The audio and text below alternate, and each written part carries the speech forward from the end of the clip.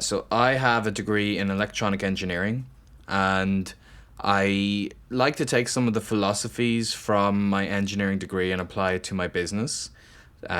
What I did for the first few years was to use my undergraduate degree to get clients as a translator of engineering documents. So in that situation, it did work for me.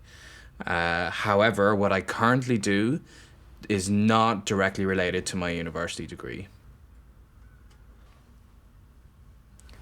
To be productive, I need to be in a single place for a consistent time because I have periods of travel where I'm moving regularly and I can't be productive like that. So, while the travel lifestyle is the dream, ultimately, when I'm fixed in one place, I can get way more done. And there isn't one specific place I would pick because once I've settled in somewhere and I have my computer desk and I've got places I know to go for lunch, then I'll get lots of good work done. Initially, I had plans to become a conference interpreter. The problem is when you rely on the system, you rely on a list of sequences of steps up the ladder you're going. If any of those rules change because somebody upstairs decides they change, then you have no say over that and it may destroy all of your plans. And that's what happened to me.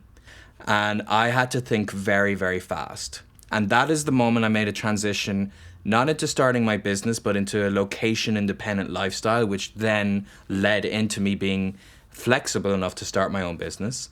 That's when I started to see, can I do these things online? And that jump to finding work online would then later inspire me to see, well, maybe I can work online, but work for myself rather than working for somebody else.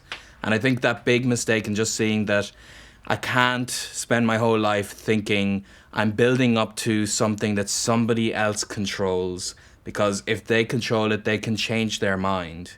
And that's just a terrible disappointment. And if you control your destiny much more, then anything else is possible.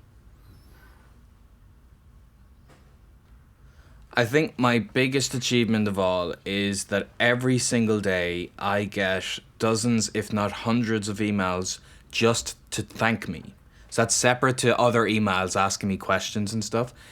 Every single day I'm just floored by my own emails and what people are telling me, the difference it's making when you make this lifestyle shift and have influence to try to inspire people to do something similar.